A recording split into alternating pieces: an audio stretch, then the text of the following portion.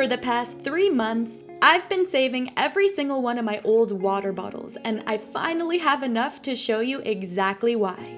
The first thing I had to do was remove every label from each bottle, and once they all looked like this, I turned the stovetop on, put each water bottle right above the heat, and rolled them in circles until they were completely smooth. Since the heat built up pressure inside, I opened each bottle cap to release that pressure and let all the air out. They sat there for a while though, so the explosions were not as satisfying as I would have liked. But that's okay because I was soon ready to cut all the tops off. I marked each bottle with a black marker so I would know exactly where to cut, and then I did my best to cut an even line right across.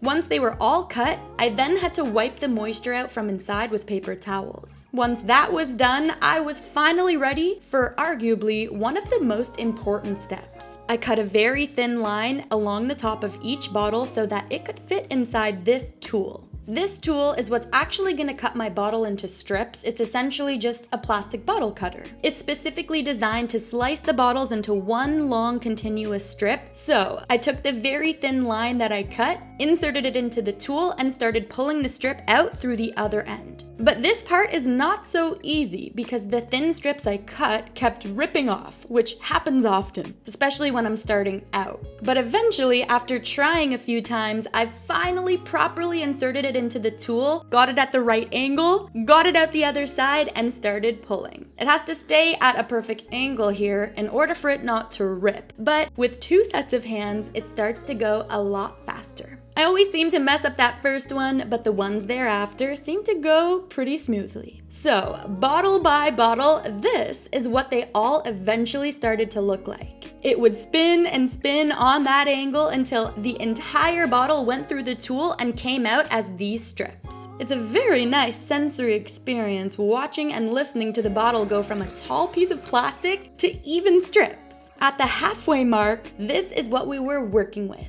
The strips we cut were looking good and I only had a few left. Well, like 5 or 6 or 7, but that's okay. So I kept going and soon I had cut almost all of them into strips successfully. But I just had to wipe off the ones that had sugary drinks in them, like the ginger ale, so the inner part of the bottle would not be sticky. So I took a damp piece of paper towel, wiped the strips down, did a second wipe to dry them off, and then I was ready to move on to the next step.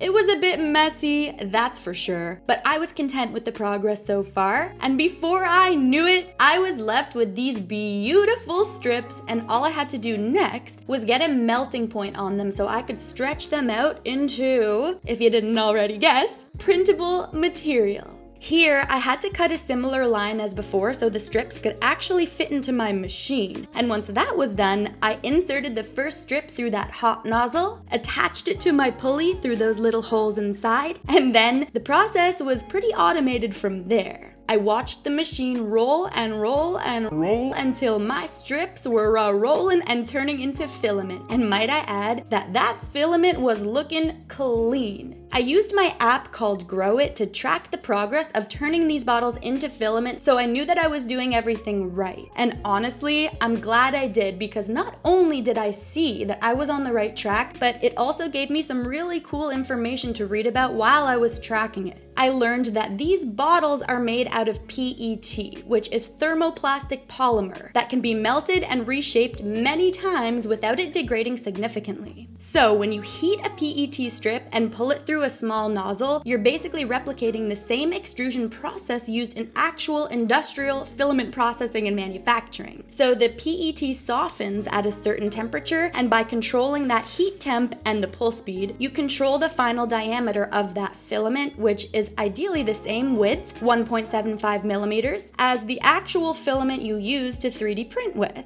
And PET filament is actually quite strong. It's comparable to commercial PETG filament used in actual 3D printing. So I was obviously very excited to be learning about this process while also being able to track each step and check them off as I went. It even told me different mistakes to avoid and some safety notes like making sure your bottle strips are a consistent width because it can cause uneven filament, which can mess the whole printing process up entirely. Or heating the strips in the machine too fast, which can cause bubbles or weak spots. Or making sure to work in a well-ventilated area to ensure that you don't inhale too many fumes from the plastic. But the cool thing is that the bottles get to a temperature where they kind of just stretch right through the nozzle and reshape itself. So technically you're not melting the bottles and getting the same fumes from, let's say, a heated plastic that's melted at a much higher temperature. And honestly, that's exactly what I built this app for. So any project you do, you don't have to do alone. It's available now on the App Store and on Google Play, so go download it and try scanning your first thing today and start tracking an experiment with me. But anyway, back to the filament because things were really starting to come together. I kept pulling each bottle through the machine's nozzle, stretching them all out until they looked like this. Eventually, after about 3 hours, I was left with a lot of rolls of filament, some green, some blue, and yeah, it was tedious, but watching literal trash transform into something actually useful made every single minute worth it. They were all at the same diameter, and they were now perfect for the 3D printer. This is what a regular roll of filament looks like, and this is what my filament looks like from the water bottles. So things were looking good. The only thing left to do was actually get these rolls into my 3D printer and then start printing. So drop your best idea below because I'm only 3 bottles away from having enough to start printing.